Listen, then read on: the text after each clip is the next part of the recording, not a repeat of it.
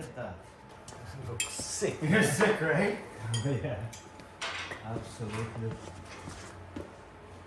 Yeah, dude. Hey, what's up, you guys? Welcome to today's video. I'm back in the shop here with Lauren from Lowly's Off-Road, and we are installing the Weldtec Designs front tube winch bumper on here to match the big badass bumper and box and spare tire system that we threw on the back of my van. This thing is hella beefy.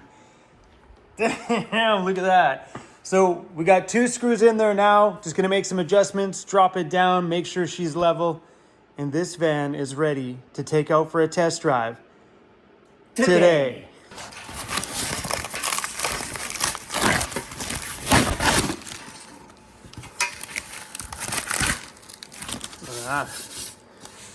That's the Weldtec Designs front plate that goes right on the front over there. That's where the fair lead goes for the winch. Beautiful. Just up into that. This thing is sleek. It fits so nicely in there. Opens up that wheel well nicely. Lots of space for that wheel to travel around in there. By moving the suspension forward, it gave us a ton of room back here. Is it weird? The first place I want to take this thing is not the backcountry. Is that insane? Believe it or not, the first place I want to take this thing is I want to introduce this van to the new shop. Is that nuts? This van's never been there. Every other vehicle that we have kicking around here, well, except for this Ambo, has been to the new shop, but not the one that started it all. That'll be the first step after we get full approval that everything is all completely done. Tunes are in, ready to hit the road. We're gonna go visit the new shop.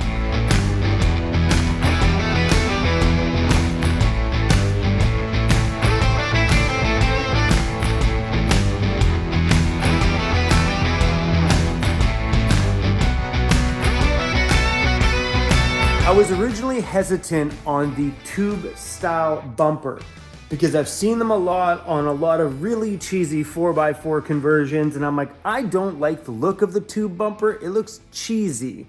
But the Weldtec one actually is only tube in all the front little accent pieces here. The entire bumper is actually a plate bumper from the sides to all the backing, all the front, the bottom. The only tubing on here is any little pieces around the front here, and that's it. This bumper is actually way better in person than it is on any picture that you can see on the Weldtec Designs website. I'm stoked to get that plate on there and the winch installed, and it even has mounting points here and here, and a very thoughtful one right there, which is awesome. There's a hole right here, so you can actually put the bolt through and mount another light here. And that's what we're gonna do. I have a couple of cube lights to put there and 2 great big, I think they're 9-inch driving lights that'll fit there, or 7.5-inch driving lights, whatever they are. Great big ones for there. My gosh, this bumper is super beefy. Boom. Oh, let's go. Bam, son. So sick. Oh, that looks so good. Yeah, just adding that to it, my gosh. And then there's a couple little pods for down there. So these would go right there. It's so awesome. I'm wondering if maybe I can pull this apart and paint that orange piece white. That way it kind of just is all matchy-matchy on the van. It's got orange on the sides, but I don't think I'm going to be able to correct that without having it chip and stuff. But yeah, maybe I can do that white. That'd be pretty cool. But I am super pumped up about having this much light on my bumper. Because believe it or not, over the years, my bottom lights below here and the lights that are on my hood have been more useful than that great big 52-inch light bar I have mounted up there on my roof rack. So what happens here is when that light turns on, it causes a glare on the window, especially if the weather is kind of iffy. If it's a clear day, not so bad. If not, it just causes like this, on the window. Maybe if I brought it out a little farther than where the top of the window is, it may solve that, but it makes it harder to see. I find lights that are below your actual eyesight are way better for lighting that trail up. So these ones here, mounted down there, let's go.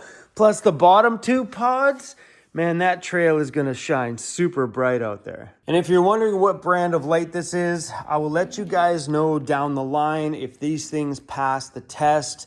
So what I'm doing right now is running some experiments. Because we're launching the new vantoys.com store soon, carrying off-road lighting and all sorts of van accessories will be a main part of that store. So I'm running some lights that I've been wanting for my van for a while through some tests. So of course, being in a van, you're always doing online shopping, just checking out silly stuff and dreaming. Well, now I got the chance to reach out to these companies and say, hey, I want to start carrying your products on my store. Let me throw them on my van. Let me run them through the test. If I think that they're going to last full-time van life or monster overlanding trips, then I'd like to sell them on my store. So a few companies have sent me some products so we can give them a try, beat them up on the trail a little bit. If I like them, they will be going on the Van Toys store. So these are for experimental purposes only. So I'll keep you posted on which brands they are, which brands I liked when the time comes. Yeah, I dove deep into the off-road lighting world, and you can get lights on the front of your van that are like $1,000 a pop. What are they doing? Making me an ice cream? What the heck's worth $1,000? That's nuts. So I also obviously want to carry a full price range, from the affordability range that you can just beat up out there, and if they break, it's okay, they were cheap, all the way up to the premium quality brand ones that sometimes the big overlanders seek because the big brand is attached. So that one there is kind of right smack dab in the middle of those price points. But yeah, I've been running these super cheap ones. They're corroding and they're cheap. But that's the point about them. If you wreck them, it's not a big deal. I've been running cheap, pretty much no-name lighting on my van since the very beginning. And this will be one of the first times I get to put something on there that actually has a brand attached to it. So we'll see how it works.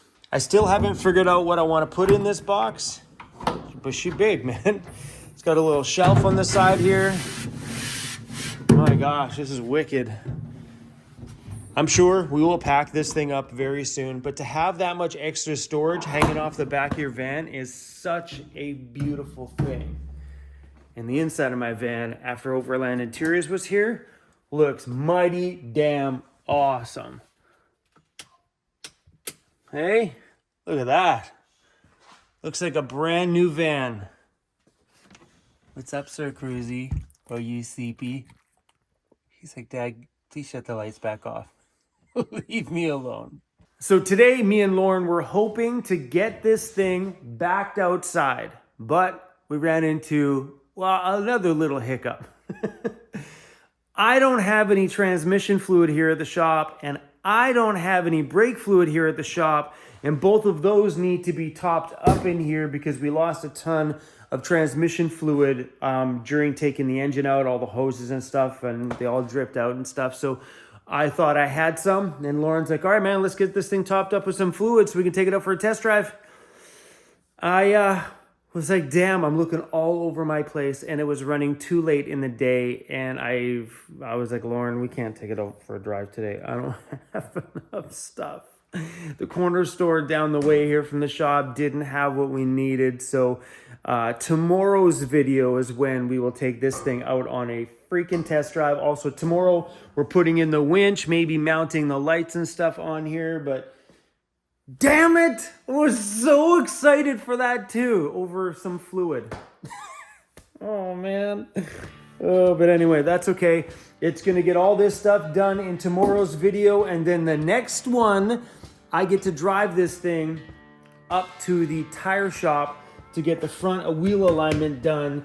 And then after that, all we're waiting for is the tuner guy, and then we can hit the road. Yeah.